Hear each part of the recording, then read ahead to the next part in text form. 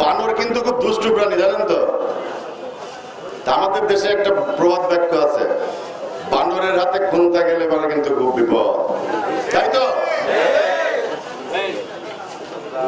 আমাদের এই কুষ্টিয়া জেলা বিএনপির এই কুতুবউদ্দিন আহমেদ আর জাকির সরকারের অবস্থাটা কিন্তু ওই রকম ধরনের। বানর যেহেতু দুষ্টু, এরে খোঁচা মারবে, ওরে খোঁচা মারবে, এতে ক্ষত বিক্ষত করবে।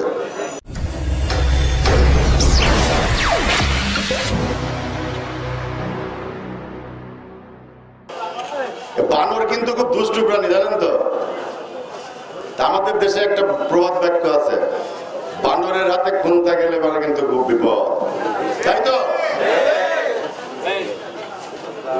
আমাদের এই কুষ্টিয়া জেলা বিএনপির এই কুতুবউদ্দিন আহমেদ আর জাকির সরকারের অবস্থাটা কিন্তু ওই রকম ধরনের। বানর যেহেতু দুষ্টু, এরে খোঁচা মারবে, ওরে খোঁচা মারবে, এতে ক্ষত বিক্ষত করবে, পরিবেশ পরিস্থিতি অশান্ত করে ফেলবে। আজকে কুতুবউদ্দিন এবং জাকির সরকারের নেতৃত্বে যে বিএনপি গঠন করা হয়েছে, সমগ্র জেলায় বিএনপি কে ক্ষত বিক্ষত করে ফেলছে, ছিন্ন ভিন্ন করে ফেলছে বিএনপি কে। এই কুতুবউদ্দিন আর জাকির সরকার নিষ্ক্রিয় নেতা কর্মীদের পদায়ন করার একটা মেশিনে পরিণত হয়েছে। আপনি দেখবেন খোকসা থেকে শুরু করে ওই দৌলতপুর পর্যন্ত যত দীর্ঘ 16 বছর যাদের কোনো অ্যাক্টিভিটি ছিল না, যাদের বিরুদ্ধে কোনো মামলা নেই, যারা আওয়ামী লীগের সঙ্গে আতাত করে রাজনীতি করেছে, ব্যবসা বাণিজ্য করেছে, এমনকি নৌকার ভোট পর্যন্ত করেছে, আমাদের কাছে প্রমাণ আছে। সেই সমস্ত নেতা কর্মীরা হচ্ছে কিন্তু থানা এবং পৌর বিএনপির নেতা। 10 বছর রাজনীতি করে জেলা বিএনপির সদস্য সচিব হয়েছেন, এমপি মনোনয়নও পেয়েছিলেন। আর আমরা 35 বছর দল করে ওই কলেজে যখন ছোট ছিলাম, তখন আমরা স্লোগান দিতে দিতে আমরা আজকের এই জায়গায় আসছি। 35 বছরে আমাদের সেক্রেটারি তো হইতে পারি নাই, 22 নম্বর মেম্বার বানাইছেন আমাদের, 22 নম্বর। ঠিক এইভাবে সারা বাংলা কুষ্টিয়া জেলার যারা বিএনপির পরীক্ষিত ত্যাগী নেতাকর্মী, তাদেরকে বাদ দিয়ে এখানে এক ঝাঁক ত্যাগী পরীক্ষিত নেতাকর্মীরা রয়েছে, তাদের সকলকে বঞ্চিত করা হয়েছে। কাদেরকে রাখা হয়েছে জানেন? কুতুবউদ্দিন এবং জাকির সরকারের যারা চাটুকার। চাটুকারের অর্থ বোঝেন? চাটুকারের অর্থ আমি ভেঙে বলতে চাই না। সেই সমস্ত চাটুকাররা জেলা বিএনপি, শহর বিএনপি, থানা বিএনপি সহ বিভিন্ন জায়গায় তাদের পদায়ন হয়েছে। পক্ষান্তরে যারা ত্যাগী, বঞ্চিত, যারা পুলিশের দাবড় খেয়ে কুষ্টিয়া থেকে বহু দূরে অবস্থান করেছিল, যারা বাবা মার সাথে সাক্ষাৎ করতে পারে নাই, যারা নিঃসন্তানের কাছে যেতে পারে নাই, খুনি হাসিনার শাসনামলে দুঃশাসনের সময় তাদেরকে বড় বড় পদে পদায়ন করা হয়েছে। প্রতারণার সীমা থাকে।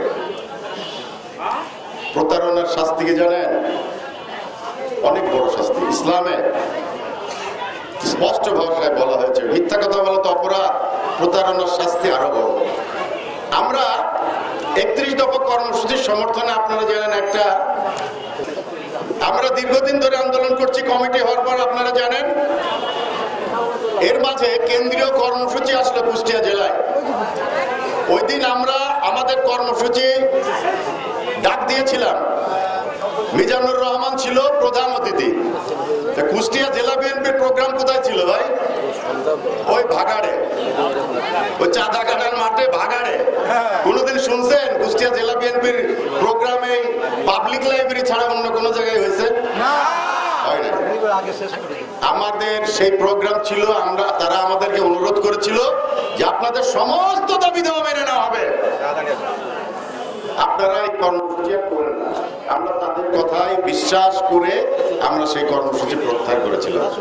তারপরে 10 দিন গেল, 20 দিন গেল, 15 দিন গেল, প্রথমে বললো সব মেনে নেবো, কোনো সমস্যা নাই।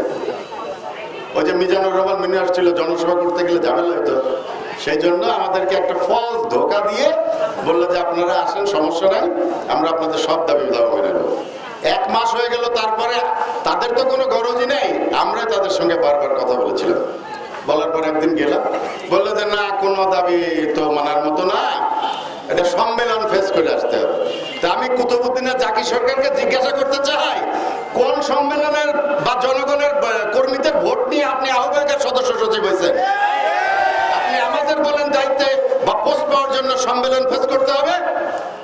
আপনারা কি করে সম্মেলনের মধ্য দিয়ে আসছেন? আর এই সার্চ কমিটির এই খেলা চলছে সারা কুষ্টিয়া জেলায়। আর এখানে কারা হচ্ছে জানেন?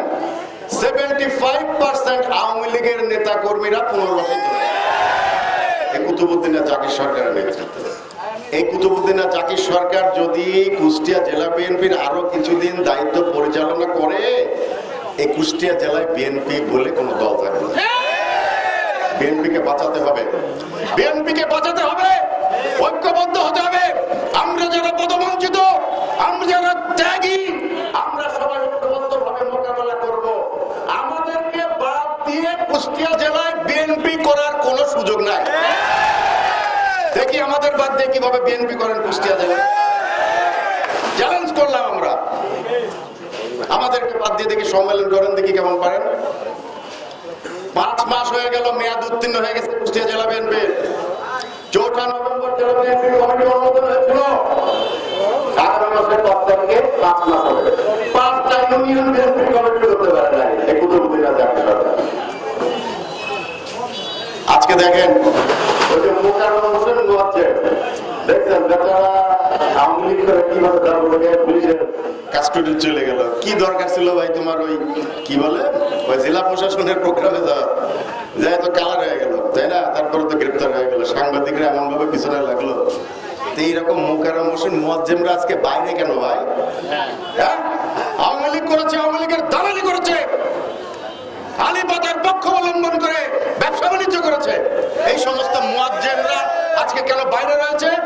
এরকম অসংখ্য মুয়াজ্জেমদের পৃষ্ঠপোষকতা কে দিচ্ছে জানেন? এই কুষ্টিয়া জেলা বিএনপি। তারা তাদের সঙ্গে অর্থনৈতিক সম্পর্ক, তারা কারাগারে নেই কেন? তাদের বিরুদ্ধে মামলা নেই কেন? তাদেরকে সম্পূর্ণরূপে শেল্টার দিচ্ছে বর্তমান কুষ্টিয়া জেলা বিএনপি। এরকম অসংখ্য নজির রয়েছে, ইতিহাস রয়েছে, আমরা বলতে পারি। সব কথা তো আজকের এই প্রোগ্রামে বলা যাবে না। আমাদের আন্দোলন চলমান, যতক্ষণ দাবি দেওয়া বাস্তবায়িত না হবে রাজপথে আমরা থাকব।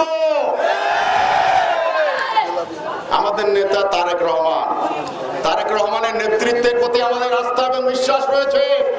আমার বদ্ধমূল ধারণা, আমাদের দৃঢ় বিশ্বাস, তারেক রহমান কুষ্টিয়ার ত্যাগী পরীক্ষিত নেতৃবৃন্দের সেন্টিমেন্টের সঙ্গে একাত্ম ঘোষণা করে অবিলম্বে এই কমিটি বাতিল করে দেবে। সম্পূর্ণরূপে ব্যর্থ এবং দুর্নীতি পরায়ণ।